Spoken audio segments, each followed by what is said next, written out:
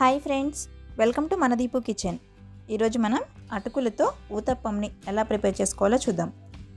మనం రెగ్యులర్గా వేసుకునే ఊతప్పం కాకుండా ఇలా అటుకులతో వేసుకుంటే చాలా సాఫ్ట్గా, టేస్ట్ కూడా చాలా బాగుంటుంది. అలాగే వీడియో మొత్తం చూసిన తర్వాత నచ్చినట్లయితే లైక్ చేసి తెలిసిన వాళ్ళకి షేర్ చేయండి. అటుకుల ఊతప్పంని ప్రిపేర్ చేసుకోవడానికి ముందుగా 2 బౌల్స్ తీసుకొని ఒక దానిలో 1 కప్పు అటుకులను యాడ్ చేసుకోవాలి. ఇంకొక బౌల్లో 1 కప్పు బియ్యంని యాడ్ చేసుకోవాలి.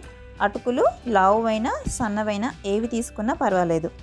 ముందుగా బియ్యంలో కొన్ని వాటర్ పోసుకొని బియ్యంని ఒకసారి క్లీన్ చేసుకొని బియ్యం మునిగే విధంగా వాటర్ పోసి పక్కన పెట్టుకోవాలి. అటుకుల్లో వాటర్ కాకుండా చిక్కగా ఉండే మజ్జిగ కానీ లేదంటే పెరుగు కానీ వేసుకొని నానబెట్టుకోవాలి. వీటిని మనం 7 నుంచి 8 గంటల పాటు నానబెట్టుకోవాలి. అంటే రేపు ఊతప్పం వేసుకోవాలి అనుకుంటే ఈరోజు నైట్ నానబెట్టుకొని పక్కన పెట్టుకోవాలి. నైట్ మొత్తం నానిన తర్వాత నెక్స్ట్ డే మార్నింగ్ మనం ఓపెన్ చేసి చూస్తే అటుకులు చాలా సాఫ్ట్గా ఈ విధంగా మెత్తగా అయి ఉంటాయి. ఇప్పుడు వీటిని గ్రైండ్ చేసుకుందాం. దానికోసం ముందుగా ఒక మిక్సీ జార్ తీసుకొని దానిలోకి అటుకులను వేసుకొని అవసరాన్ని బట్టి కొద్దిగా వాటర్ వేసుకొని ఈ విధంగా సాఫ్ట్గా మెత్తగా అయ్యేలాగా పేస్ట్ చేసుకోవాలి. ఇప్పుడు ఒక కొబ్బరికాయలో 1/2 కొబ్బరి చిప్పను తీసుకొని ఈ విధంగా చిన్న చిన్న ముక్కలుగా కట్ చేసి మిక్సీ జార్లో యాడ్ చేసుకోవాలి. బియ్యంని ఒకసారి వాటర్తో క్లీన్ చేసుకొని వాటర్ లేకుండా బియ్యంని మాత్రమే మిక్సీ జార్లో యాడ్ చేసుకోవాలి. ఆ తర్వాత 1 గ్లాస్ వాటర్ని యాడ్ చేసి ఈ విధంగా సాఫ్ట్గా పేస్ట్ చేసుకోవాలి.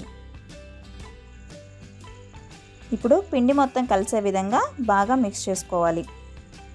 దీనిలో అవసరాన్ని బట్టి కొన్ని వాటర్ని యాడ్ చేసుకొని మనం దోశకి ఉత్తప్పంకి ఏ విధంగా అయితే కొంచెం థిక్ కన్సిస్టెన్సీలో ఉండే విధంగా చేసుకుంటామో పిండిని ఆ విధంగా కలుపుకోవాలి. మనం ఎంత పిండితో అయితే ఊతప్పం వేసుకోవాలనుకుంటున్నామో అంత పిండి వరకు ఒక బౌల్లోకి తీసుకొని పక్కన పెట్టుకోవాలి. దీనిలోనే రుచికి సరిపడా సాల్ట్ని యాడ్ చేసి ఒకసారి బాగా మిక్స్ చేసుకొని 20 నిమిషాల పాటు పక్కన పెట్టుకోవాలి. ఈ విధంగా పెట్టుకోవడం వలన పిండి సాఫ్ట్గా అవుతుంది. 20 నిమిషాల తర్వాత మూత తీసి పిండిని మళ్ళొకసారి మిక్స్ చేసుకోవాలి.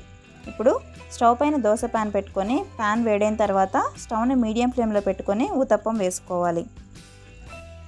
దోశ వేసుకుంటే ప్యాన్ పైన స్ప్రెడ్ చేసుకోవాలి. ఊతప్పంకి అలా స్ప్రెడ్ చేయకుండా మందంగా వేసుకుంటే సరిపోతుంది. ఇప్పుడు ఊతప్పం పైనుంచి సన్నగా తరిగిన ఉల్లిపాయ ముక్కల్ని యాడ్ చేసుకోవాలి. ఊతప్పంకి ఉల్లిపాయ యాడ్ చేస్తేనే చాలా టేస్ట్ బాగుంటుంది. ఆ తర్వాత పైనుంచి సన్నగా తరిగిన కొద్దిగా కొత్తిమీరను కూడా యాడ్ చేసుకోవాలి. దీనిపైనే సన్నగా తరిగిన కొన్ని పచ్చిమిర్చి ముక్కల్ని కూడా యాడ్ చేసుకోవాలి.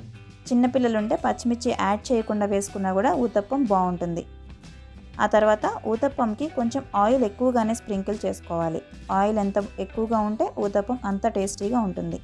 ఆ తర్వాత మూత పెట్టి మీడియం ఫ్లేమ్లోనే ఉంచుకొని 2 నుంచి 3 నిమిషాల పాటు ఫ్రై చేసుకోవాలి.